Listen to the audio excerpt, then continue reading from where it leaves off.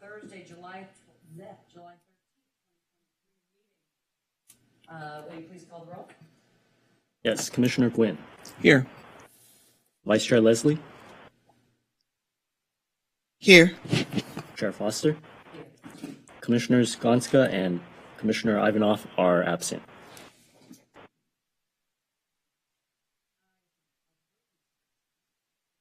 Our flag. I pledge allegiance to the flag of the United States of America and to the republic for which it stands.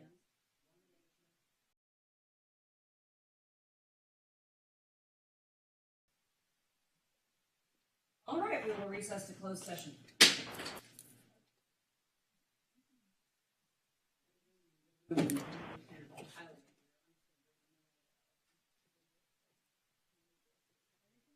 Here most of the time? Yeah, I'll be here. Get your dinner? Yeah, I ate earlier. Okay. I want to open up. I know, but that's the only way to talk. Yeah.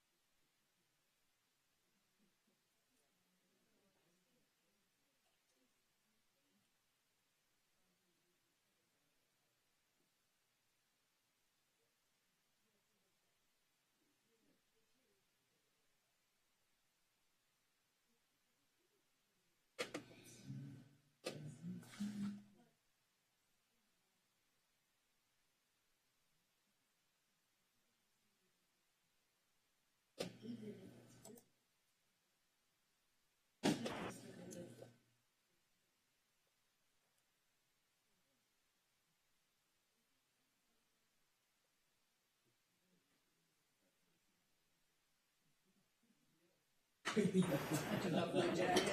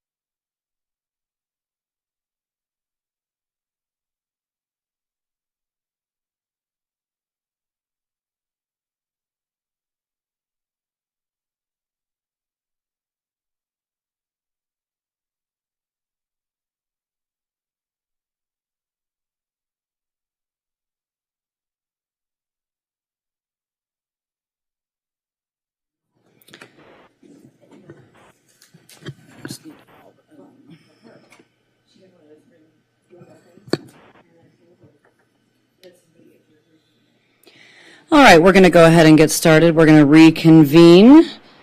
This meeting of the Rent Control Board is hereby called back to order after its closed session. We already had the salute to our flag at 6 p.m. for those of us who were present in chambers. May we please have a report of closed session? Thank you, Chair. Good evening, Commissioners. The board adjourned into closed session at 6 p.m. this evening, and closed session ended at 6:52 with no reportable action taken. Thank you. Thank you. And if anyone else in chambers would like to address the board either on a specific item on tonight's agenda or for public comment for things that are generally under our jurisdiction, please see the secretary to fill out a speaker slip. All right, if everyone up here will take a quick moment or has looked at the minutes from last meeting already, I would entertain a motion to accept the minutes from last month's meeting.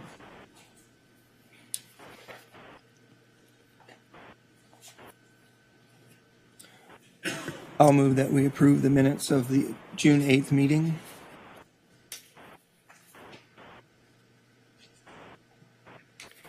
I'll second that. All right, all those in favor say aye. Aye. All right, we accept the minutes from last month. Moving on to item number 6, special agenda items. Do we have any announcements from our executive director?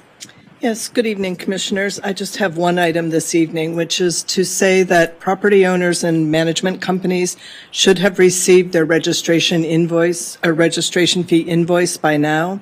If they have not, please contact our office and we will send out a duplicate invoice. The registration fees must be paid by August 1st in order for the owners to increase the rents and pass through half of the registration fee. So that's it. Thank you for that. Can you also give us an update, just for the public's sake, on where we are in the notification process and the calendar for September 1st rent adjustment? Well, after owners have paid the registration fees and are otherwise in compliance with the law, they can serve the notices to increase the rent as of September 1st. In order to increase the rent by September 1st, they have to give those notices by August 1st.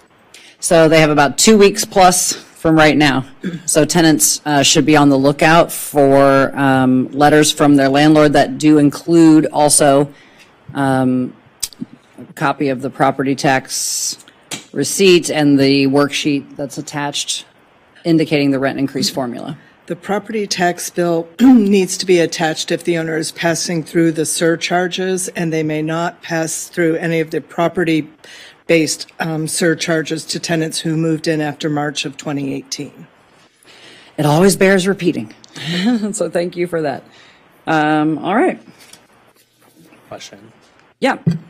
Commissioner Gonska. So for the benefit of the public, how can tenants verify or learn if their building owner is in compliance with paying the registration fees in order to increase the rent and pass through half of that registration fee.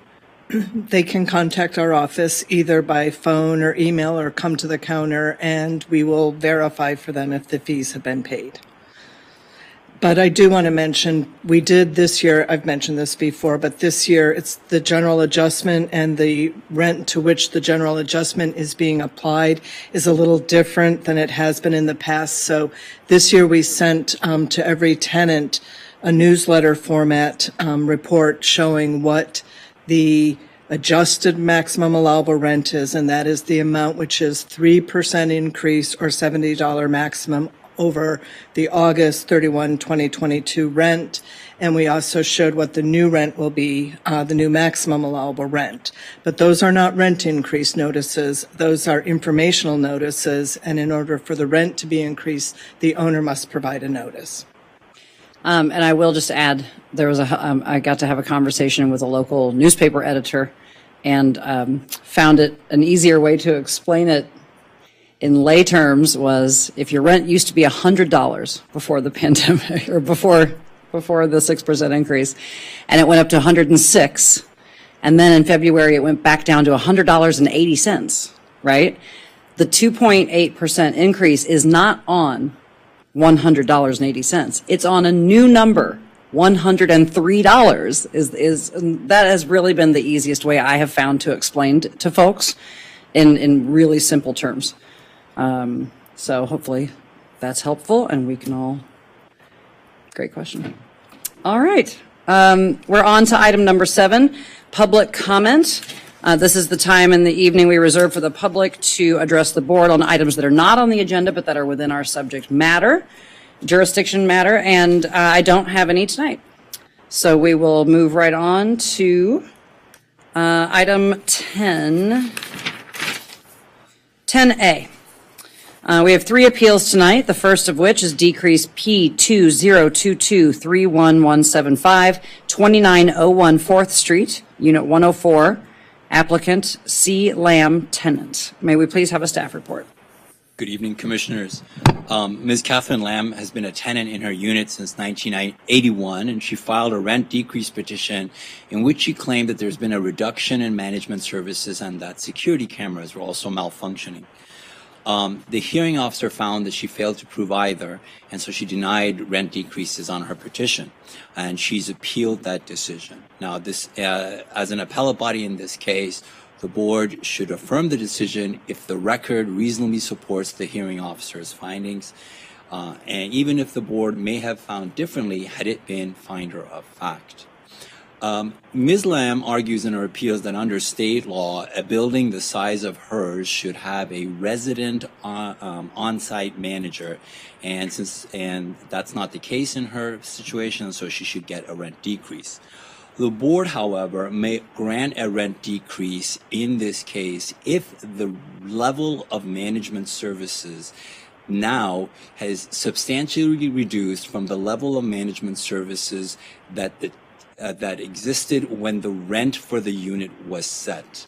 Because Ms. Lamb is a pre-99 tenant, that was the rent was set for the April 1978 tenant in her unit. Ms. Lamb testified she doesn't have any information about the level of services, but when she moved into her unit in 1981, what the owner was the manager at the time, and he lived on the property, and the services that he provided were as a key holder, master key holder in case of emergencies, also that he collected rent, and that he maintained the conditions of the property. In this situation, what the record showed was that the new owner has in fact contracted with a couple who live on the property as tenants to serve as master key holder in case of emergencies. So that is been complied with in terms of what had been there before as far as responsibility. Ms. Lamb used to be able to pay rent by dropping it off in a drop box on the property, and the new owners don't accept payment of rent that way. However, she can mail the check or she can drop off the check at a rent payment at the management offices in Century City. And the hearing officer found that the fact that she can no longer pay her rent by putting it in a drop box, but she has these alternative free methods of being able to pay her rent, means that there has not been a substantial reduction in management services. And Ms. Lam also contended that the security cameras were malfunctioning and were not even operational, and that also showed a reduction in management services. But that appears to have been a misunderstanding. Immediately during the transition in ownership, which took place in the summer of last year, there was a period in which the new management company didn't have access. They weren't provided access to the security by the company that used to work for the prior owner, but they did gain access, and when they did so, they decided to actually upgrade the security camera system so that now footage from the security camera is available all the time to staff of the management company through the cloud on their phone. And therefore, the hearing officer found that that also has not shown to be a reduction in management services. Ms. Lam also argued that management had been slow to respond in several flooding incidents that took place on the property, and also with the collection of bulky items in the trash area. As detailed in the staff report, the evidence did not support her claim. In her appeal, Ms. Lam also listed a series of other alleged problems to show that management services had been reduced. But Ms. Lam never listed any of these problems in her petition, and she didn't provide any evidence regarding them at the hearing either. Because the board reviews the evidence in this matter, the board reviews the record in an appeal for clear error. As a matter of due process, these new allegations may not be the basis for reversal of the hearing officer's decision. Given that evidence, given the evidence that was presented at the hearing officer's finding that Ms. Lam failed to prove a reduction in management services is a reasonable one, and for that reason, staff recommends that the board affirm the decision and its findings of fact and conclusions of law.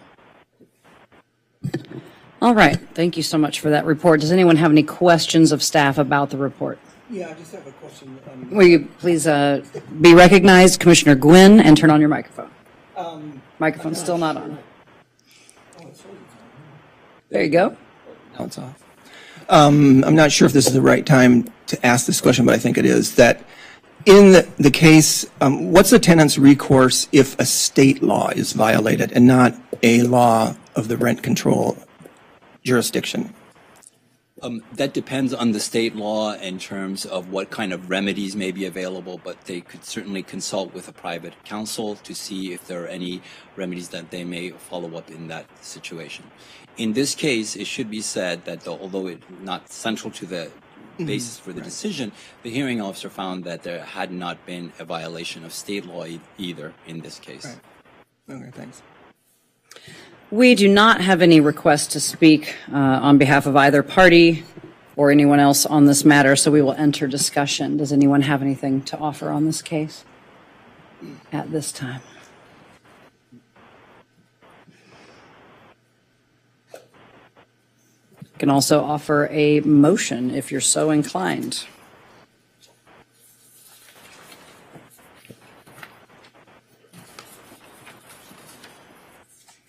Commissioner Gonska. I would motion that we affirm the hearing officer's decision and finding of fact and conclusions of law. I'll second that. All right, we've had a motion and a second. Would you please call the roll? Yes, Commissioner Gonska, Yes. Commissioner Gwynn, Yes. Vice Chair Leslie, Yes. Chair Foster. Yes, motion passes. All right, thank you for that. We are going to go on to item 10A2. It's another decrease petition, P2022-00244.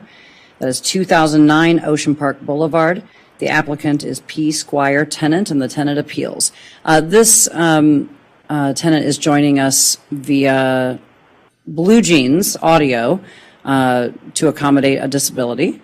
and we are happy to do so. So we will hear the staff report, any questions, and then Mr. Squire has requested to speak after that. Commissioner, as you mentioned, Paul Squire is the petitioner in this case, and he filed a rent decrease petition alleging various maintenance conditions and reductions in housing services. As detailed in the staff report, Mr. Squire exited the proceedings shortly after its commencement and did not get to introduce any evidence into the record. The hearing officer, therefore, found that he had failed to meet his evidentiary burden to prove his claims and denied the petition. The hearings department subsequently offered Mr. Squire an opportunity to participate in another hearing, but he declined to do so.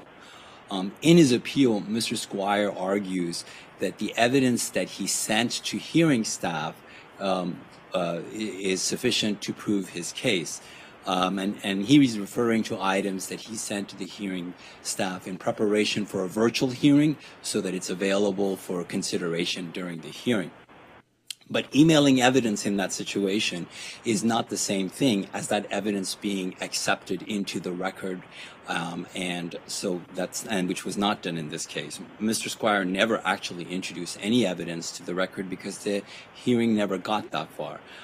Before the hearing officer even had a chance to give him the ability to authenticate the evidence that he wanted to submit, to rule on any objections that may be provided by an opposing party, and to hear any cross-examination on the evidence from the opposing party, Mr. Squire had terminated his participation in that hearing. The record reasonably supports the hearing officer's denial of this petition, and for that reason, staff recommends that the board affirm the decision and its findings of fact and conclusions of law. Thank you. Do commissioners have any specific questions for staff before we hear from the appellant? Okay, seeing none. Mr. Secretary, would you please help facilitate Mr. Squire's participation via Blue Jeans Audio? Yes, Mr. Squire, you're not appearing in our queue. However, if you are in the queue to speak, you are unmuted, and you will have 5 minutes to address the board. Please go ahead.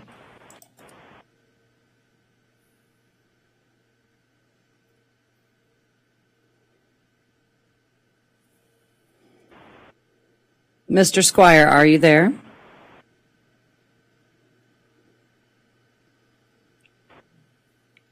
Mr. Squire, are you present on the line?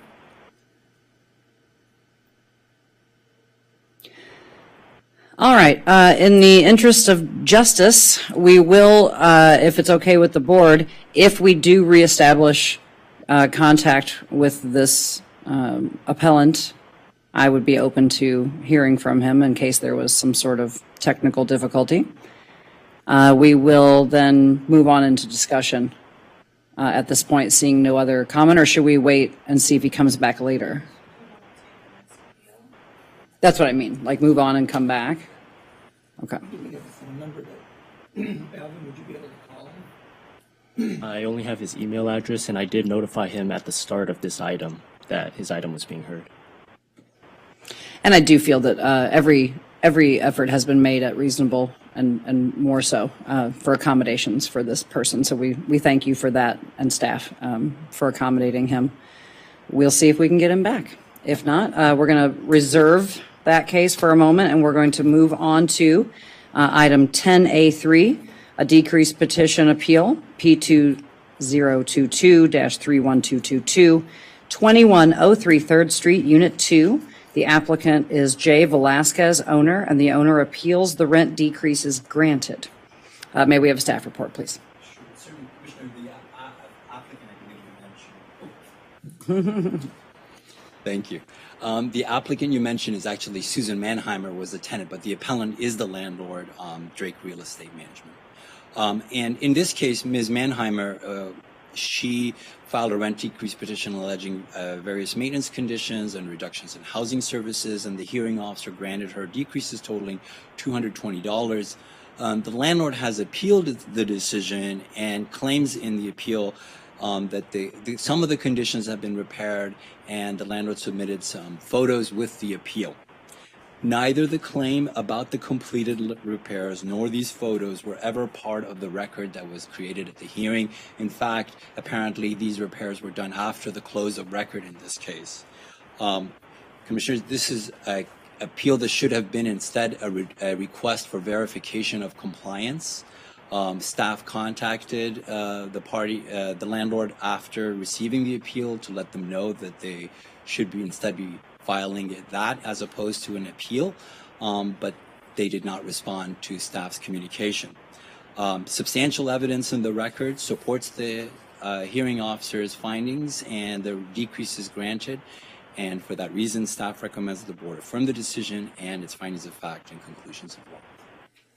Thank you. We do have one request to speak on this. This is the applicant, the appellant, Jorge Velasquez. If you'd like to step up to the microphone right here, we'll turn it on for you. And when you see the green light, you'll have about up to 5 minutes, if you need it. Okay. Good evening, board members. Named George Velasquez from Drake Real Estate Group. The reason here I am is just due to the fact that I did not receive that email that specifically stated that I needed to go a different route to appeal this decision. One of the things that I did want to also bring up here, just the fact that the hearing officer's decision and basis of it does not really coincide with what the hearing officer's investigator said on their report. There's some conflicting evidence there on times and dates of the cited facts. And one of the things that we are contesting is some of the dates that are being given here. Right now, the way the actual decision stands, we show that the dates are being given too long of a term when conditions were already completed at time of hearing. And that is not being taken into consideration. So for those reasons, we're trying to appeal that because there are substantial decreases here that these were completed at time of hearing. So I'm not sure why the hearing officer disregarded the own investigator's report on it. And that's one of the reasons that I'm here to appeal that for. That's it. All right. You can have a seat. Thank you so much. All right, we're going to move into discussion on this item.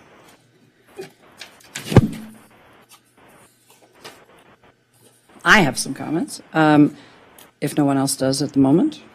Okay. So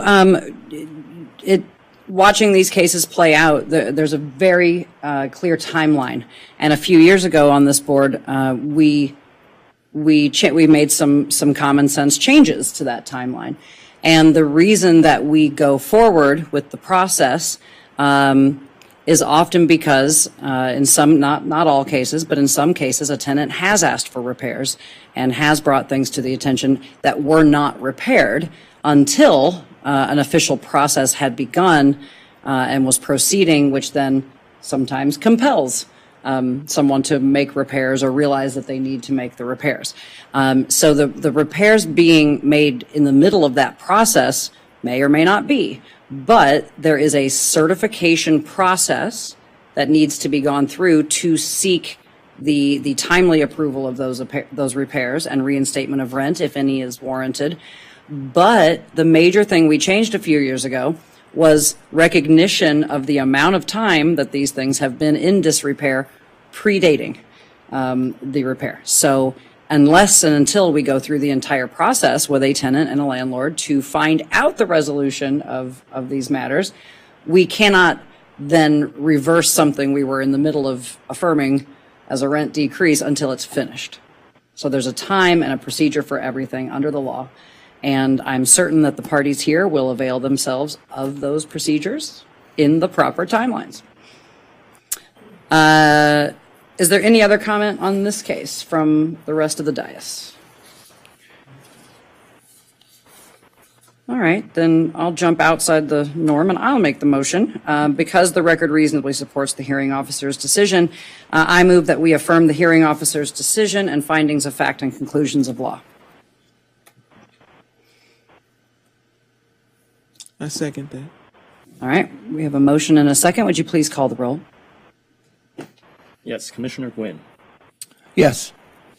Commissioner Gonska, Yes. Vice Chair Leslie, Yes. Chair Foster. Yes. Motion carries. Thank you. All right, we are going to go back to 10A2 for a moment and see if the appellant is available. Mr. Secretary, if you will let us know when that line is open and when we might. Yes. Mr. Squire, if you have joined us, you will have 5 minutes to address the board. You are not muted. Please go ahead.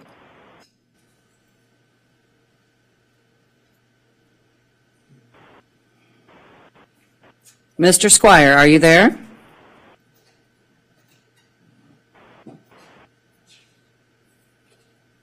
All right. We are going to move on to discussion on that item as the public speaker and appellant is not present. All right. Is there any comment on this case from the dais? Yeah, Commissioner Gwynn?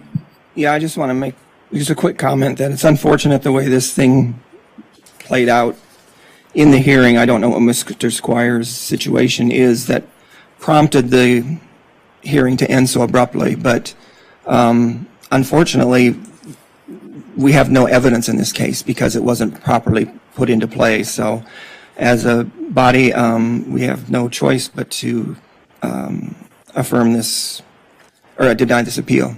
So that's my comment. Any other comments from commissioners? Commissioner Leslie, Vice Chair Leslie. Can the person that filed, petitioner will refile his appeal? Can it refile? Can we get a staff weigh-in on timeliness since they were not present today? We're finishing this case today. Correct. They had a choice of whether or not to appear. Okay. So, but as this is related to a rent decrease petition, another rent decrease petition could be brought.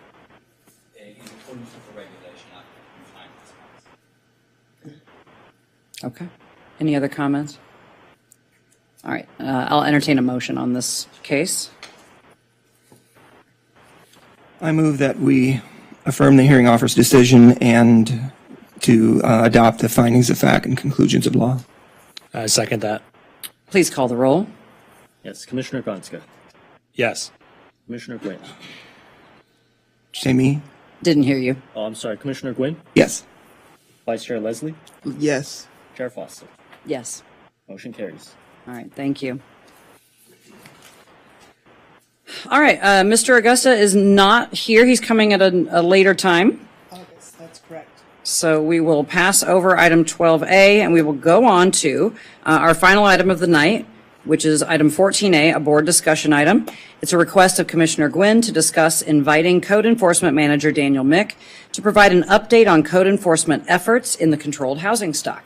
We will hear from Commissioner Gwynn, who brought the item, and we have a couple of public comments on this item. Hi, I brought this before the board. We've had, I believe in the past, we've had someone from the Office of Code Compliance talk to us before in building and safety and various ones. And this came about because of a recent meeting I had where it was brought up by some of the people at the meeting questioning about code enforcement and its relationship in a way with rent control, with the rent controlled stock. And also there was comments made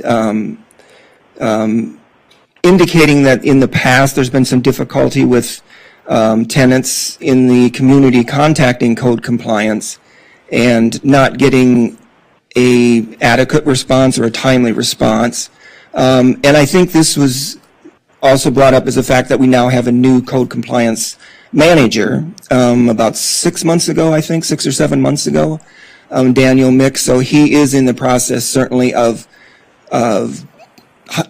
hiring more people and that type of thing. And so he also is ramping up. So I guess I would like to just maybe if we could invite Mr. Mick to come before us and give us an idea of what code compliance's plans are and what they are doing in relationship to answering code compliance calls, especially on our rent controlled stock in this city. So I wanted to bring it to the board to see if they were interested in doing that, to have him come to a future meeting. And if we did ask, I mean, I would prefer that it was Mr. Mick because I know he has been very responsive to other community organizations. But timeliness, obviously, I don't want to wait too long to do it. So if it absolutely can't be Mr. Mick, we could certainly hear from another person, but we'd prefer Mr. Mick, if the staff decide, or the rest of the commissioners decide that we would like to hear from Mr. Mick. So I'll leave it to that, and if we want to discuss it more after we hear from the two speakers. So the course of action here is to hear from the public first, and then we'll discuss. All right, thank you. We have two speakers on this item, Amy Gottstein and Julie White, so we'll go in that order. Ms. Gottstein, if you approach the mic, you have up to 3 minutes to speak. Good evening. Just a moment, Secretary. Okay, good. You changed the clock. Thank you. It changes at the last second for us up here. Yeah. Go ahead, Amy. Sorry. Good evening. I'm pleased to speak to the board this evening. I wholeheartedly agree with Commissioner Gwynn that there are some hard questions that I think should be answered. One is definitely with respect to timeframes. Basically, there are none. In rent control, we know that if the tenant is violating a lease, that they are allowed a certain correction period before potentially facing a 3-day or quit or something like that. But there are no deadlines like that within code enforcement, and I think that would help move things along. I am a very passionate tenants' rights advocate. I know it deeply from my own very painful experiences that are continuing today with code enforcement.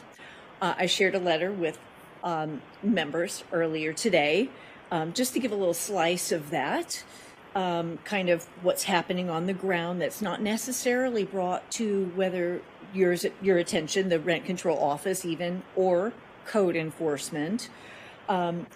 Ms. Julie, who is also scheduled or signed up to speak this evening, she and I met in a thrift shop, and I gave her my number. I said, you got landlord problems, you call me. And I tell people to share my number for those who I speak with on the hotline. But I'm like your best friend on the hotline, the SMER hotline I am referring to. And I won't get into it, but we could talk about this a lot. And I would like to be able to contribute in preparing for Mr. Mick. Not sure how many of you have ever borrowed this from the library, but I can tell you it is eye-opening in a lot of ways. But some of the key things I wanted to just mention about code enforcement, conceptually, it's very good. It is a powerful tool in the tenant toolbox, not associated with rent control. So there are definitely important ties there. Practically, though, it's not there. For example, when folks call in about a code complaint, there are doubts. How do you know? Doubting the caller. How do you know this is a problem? Deferring. I'm communicating with somebody currently. There's a roof leak. It was raining earlier this year. She has video. She's called code enforcement, and they say, well, it's not raining today. Call us when it's ruining your stuff next time it rains. Okay, so there are deferments and these doubts. So that's your time. And if you'll just finish your thought, we'll allow you a few moments to finish your thought, but you will have time perhaps at a future meeting to go farther. I will. It's my belief that they're in a knowing and willful situation. And what I mean by that, code enforcement that is knowing, meaning they've visited, they've observed and documented. Knowing.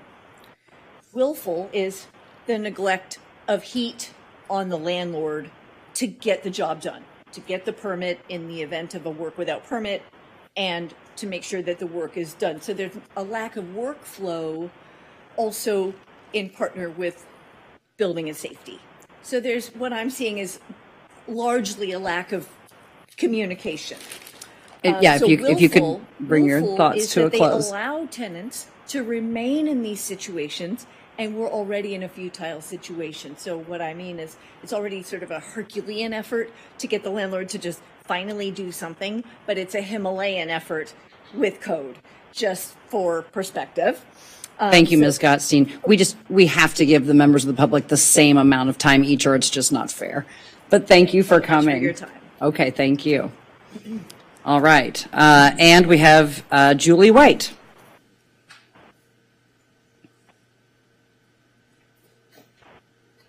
Good evening. Step up there, and you will have up to 3 minutes to address the board. Hello.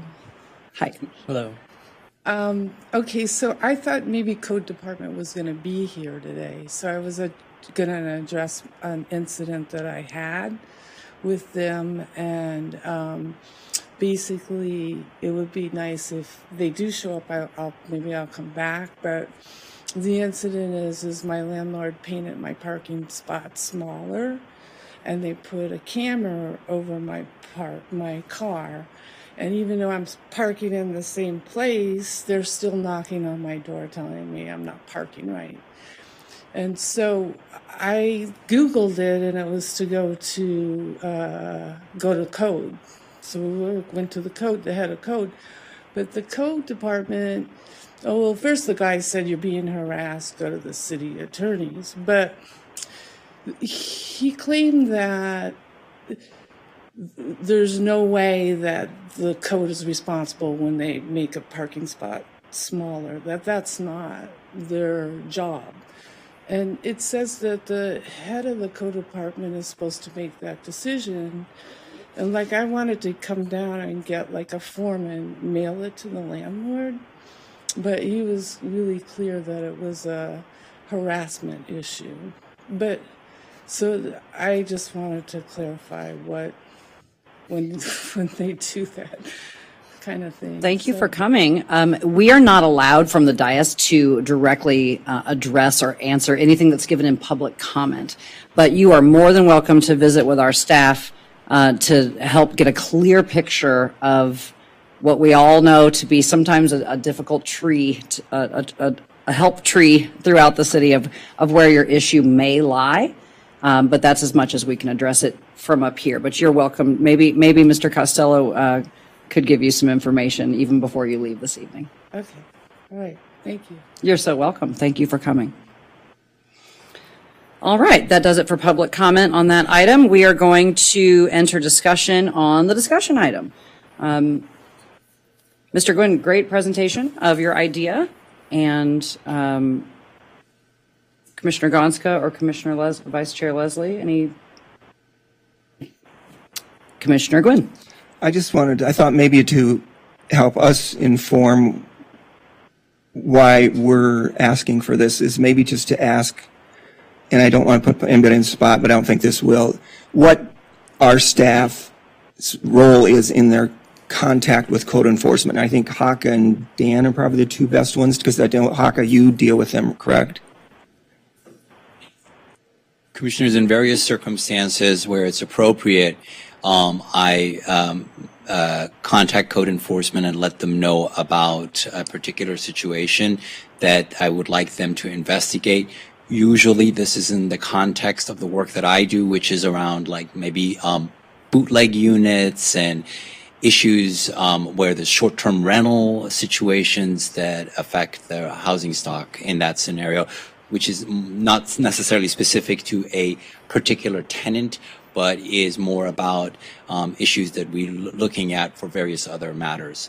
But that is one way in which we interact with code enforcement on these cases. Thanks, Haka. Dan, maybe you can tell us what your staff's contact usually is with them. Good evening, everyone. So because we receive calls from the public regularly, we hear about all kinds of situations. If there is something that could be addressed by the rent control law, say through a decrease petition or some other remedy, then of course we always want to provide that information. But there are many situations where there could be overlap, or there could be something that would be exclusively in the jurisdiction of code to do something. A good example would be something, like a non-working toilet or something like that. It's impractical to go through the rent control remedy, just to get a rent reduction at the end and hope that the landlord makes the repair when the unit may not be in compliance, may not be habitable. So we regularly make referrals to code. Now the city is using the 311 system, so we need to refer tenants to 311 and ask for code. And then sometimes if code has issues, they'll come and talk to us for a little bit of background on the situation. So we'll share whatever information we have with code. But it really, it depends on the situation. We know those things that can be addressed by rent control.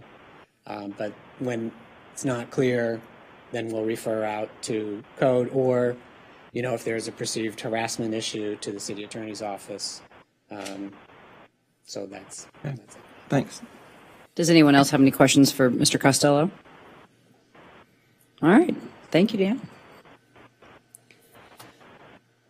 I think it's a fantastic idea. We've definitely done this in the past. We've had collegial reports given on all sorts of things from other city departments in the past. So it's completely within the normal scope of our business with the public and with other departments of the city to invite other departments to come opine and converse with us. So I don't see any problem with it. And really, for a board member discussion item, all you need is the nods of the heads of at least 3 of us to give staff that direction. It's not even necessarily a motion or anything. So do I hear and see? Yeah, I just want to say, I definitely support this. I think it's a... Oh, I see it now. Sorry. Oh, I'm sorry. You can go ahead.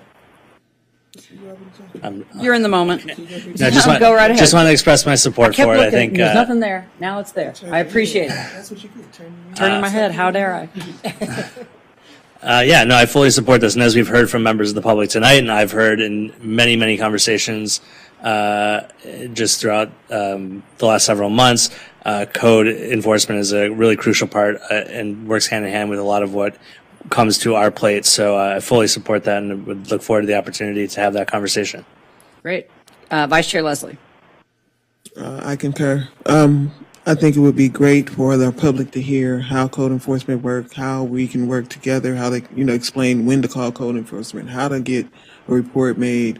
This is very vital because there's so many people's livelihood and households rely on just that key component of code enforcement. Agreed. And Executive Director Condon, you have your name in the queue. Yes, I just wanted to make sure that I understand what it is you'd like Mr. Mick to talk about. And so thank you, Vice Chair Leslie. Those were some helpful comments in addition to yours, Mr. Gwynn. Just if there's anything else specifically that you'd like to hear about, it would be helpful for me to know that so I can tell him when I invite him. Short-term rentals. Short-term rentals. Mm-hmm. Vice Chair Leslie. When is it that people when they have to vacate their unit, when it's time for them to vacate as far as construction or it's deemed uninhabitable, how that process works? Because I think a lot of people need to understand that. If a unit is declared uninhabitable, what the process is? Okay. And in addition to that, and in the same realm, what could our departments do better to coordinate to fix things before they reach such a deteriorated condition that the tenant is forced to relocate? Because often that can lead to extreme disruptions in their lives and quiet enjoyment of their unit. So how do we address these things sooner? Together. And I think broadly, I think it would be helpful to help the public understand reasonable response times. Just generally to talk about that, because and also to better understand their workload. So what's reasonable from their ability to in terms of response time. Perfect. And what percentage of their time they spend on tenant response versus other areas of the city. Okay. Maybe he can, as Mr. Gwynn said, I think he is trying to ramp up his staff. And so he could talk about, what different things they're working on. Yeah. And what might happen with additional staff. So, okay, that's very helpful. Thank you. Great. All right. Well, that concludes our meeting tonight. Our next regular meeting will be, what is that date? August 10th. That is our normal night, our second Thursdays of each month. We are right here in council chambers at 7 p.m. I move we adjourn. Second it. All those in favor say aye. Aye. We are adjourned.